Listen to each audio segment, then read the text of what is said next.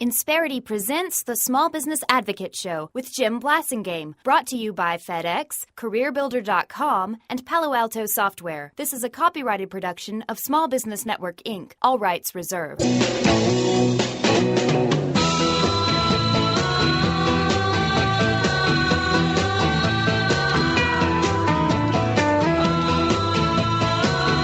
Welcome back. It's 23 after the hour. Thank you very much for staying with me. A little Shocking Blue bringing us back. I'm Jim Blasingame. Thanks for staying with me. My website is smallbusinessadvocate.com. Hope you check it out. Lots of stuff there will help you. We update it every weekday, sometimes on the weekends too. So check it out, smallbusinessadvocate.com. Don't forget to take our poll question. We ask a different question every week. We want to know what you think. And don't forget to subscribe to my free newsletter while you're there. Having a great visit with Michael Saltsman. He's the research fellow for Employment Policy Institute. Michael, tell us about you and your guys. Yeah, we're a nonprofit research organization. We focus pretty specifically on policies that impact the entry-level job market. I mean, there's a lot of more free market organizations out there that focus on a broad range of issues, and we focus specifically on things, again, whether it's a healthcare thing or a wage thing that are that impact entry-level employees, because it's an issue that doesn't always get a lot of focus, or when it does, it's talked about, I think, as we've determined here, in sort of a misleading fashion. And you know, something you mentioned earlier, I wanted to go back to. You mentioned we were sort of scratching our heads about how there are actually economists out here that could still support, a minimum wage increase.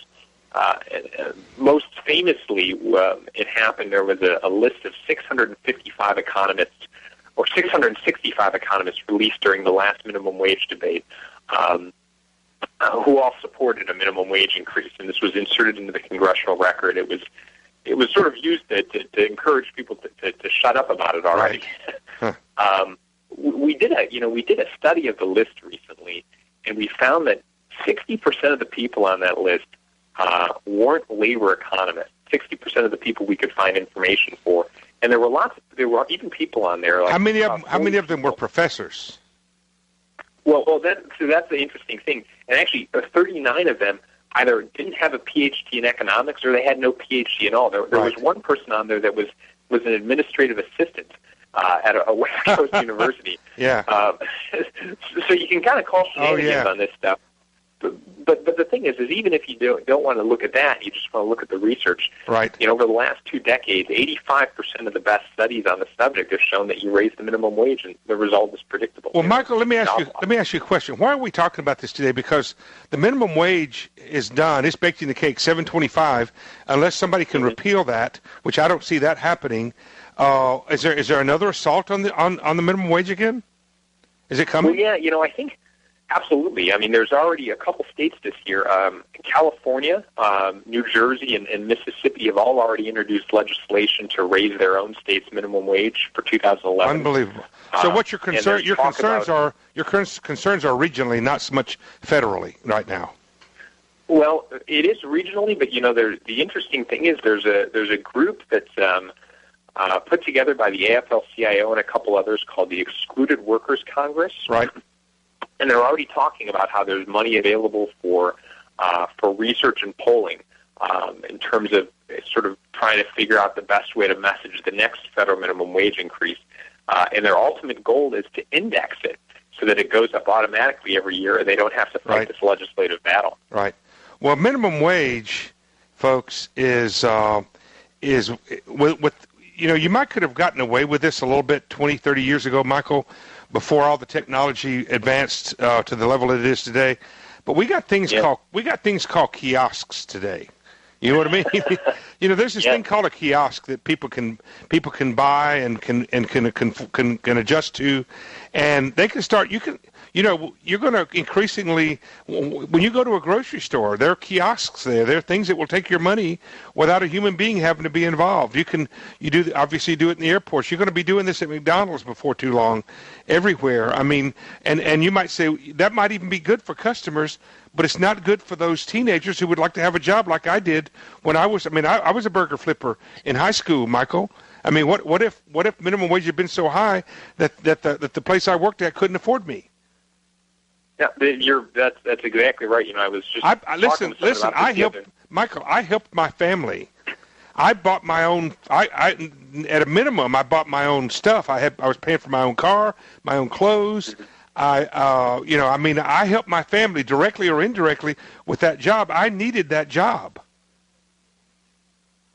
And I would imagine. I mean, you sort of you help your family on that, but then the other thing you got is sort of the experience you needed to I guess move up in the work. I'll never forget it. That next job. I'll never forget it. I benefited immensely from that job. I still think about it.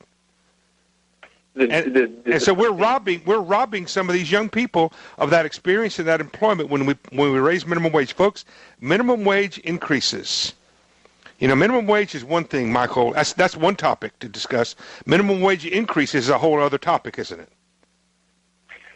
Yeah, there's kind of been over the years. There's been a disconnect. We hear a lot of talk about how the minimum wage is the lowest it's been since the '60s. But the thing is, and this is an important point you brought up here, the minimum wage used to be a minimum skilled wage. Yeah. And then there were a set of amendments in the mid-'60s that expanded minimum wage laws to cover the sort of industry that you're talking about now. And so it started to cover, restaurants, grocery stores. Please forgive me. Like I've got to stop you. We'll get you back another day and talk more about this. I need your website. I need you to tell people what they need to do in their area to stop a minimum wage increase. Sure. Actually, they can go to minimumwage.com. We've got our studies posted there. Our most recent one's called Failed Stimulus, and that's the one we were talking about today. Can they sign up there? Can they sign up there? Can they come onto your work so that members of Congress can know how they feel? There's nothing on there for members of Congress, but they can absolutely go there and see all our latest work. And if they have any questions or anything they're interested in, they can give us a call or sign up for our minimumwage.com. Is that right? That's right. Yeah. All right. Thanks, Michael. See you next time.